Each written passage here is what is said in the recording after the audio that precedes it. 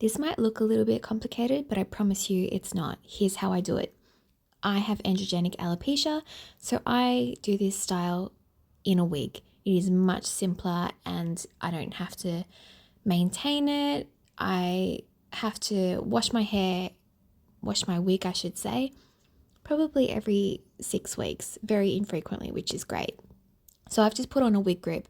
A wig grip stops the wig from sliding back. So I've just put on my wig. It is so realistic, so comfortable, breathable, lightweight. It's fantastic. This is human hair. So first of all, I'm going to split my hair into two and I'm going to put it into pigtails. So these curls that are in it, I put them in about 3 months ago. They last so well and I use the highest heat. I don't use any heat protection and the hair is still such great quality.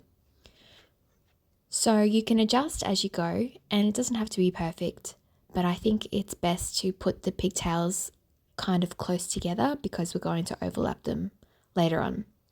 So I tie my hair around 3 times, making sure that it's nice and secure.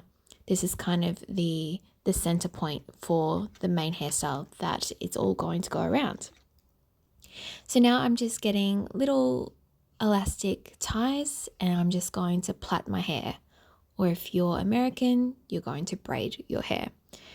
So very loosely, it doesn't have to be perfect. And then once you tie the tie, so there's no funny bits sticking out, do it so that it doesn't go all the way through at the end. And you'll see what I mean in a moment. Fluff up the plait so it's nice and thick and it's going to look nice and full. So this is what I mean. Don't go all the way through the hair tie on that last tie. And doing the same thing to the other side. Doesn't have to be perfect, can just be nice and loose. And I'm not even looking at what I'm doing. So very, very simple. Try to plait it right to the end so there's minimal that you have to tie at the end. So again, fluff it out as much as you can, kind of pulling each section so it's nice and full. So I'm just using little elastics that I got from a $2 store. Nothing fancy. Okay, so now this next part, you're going to loop up the end of the hair and you're going to tuck it under the original hair tie. Again, doesn't have to be perfect, but if you had the ends of the hair sticking up, then that would look kind of funny. That's why I'm looping it. Okay, so now they're in the main hair ties and now I'm just going to put one over the other and now this is where we just bobby pin.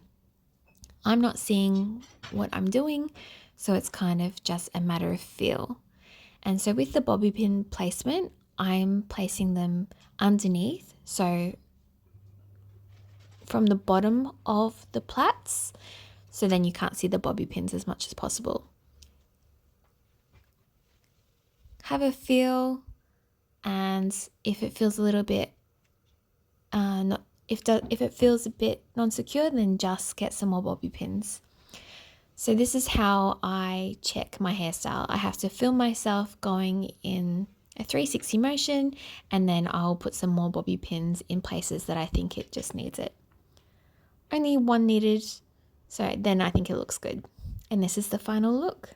Very simple, looks complicated, but definitely isn't. I did this within about 6 minutes. If I can do it, you can do it as well. Final look, and it stayed secure the whole day where I wore it to work, and it looks really great. If I wanted to do a bit more fancy, then I'd probably loosen it a little bit more.